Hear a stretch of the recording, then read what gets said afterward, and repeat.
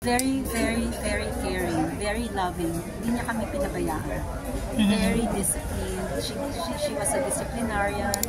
And at the same time, minsan, parang sa tao, di ba, stricto siya sa negosyo. Pero at the same time, bibigay din yan. Okay. Ano naman, we all know that. Ano po yung mga advice naman niya na binigyan niya sa inyo na i-apply nyo and you will not forget?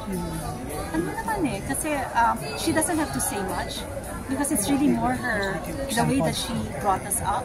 Parang yan na rin yun na ano namin, na we were able to learn from her a lot as a mother. Ms. Rosel, last na lang po, we heard regarding sa gusto niya pa rin suportahan yung favorite charity niya. Tama po ba? Instead of flowers, may panawagan po ba? Yes. Actually, kasi every year naman nagbibigay siya sa Mall Fund, so she would like to continue that. Instead of hindi of flowers, donated to Mall Fund or meron.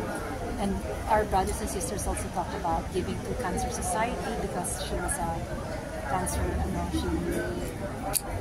nagka-cancer siya. And then also yung sa church.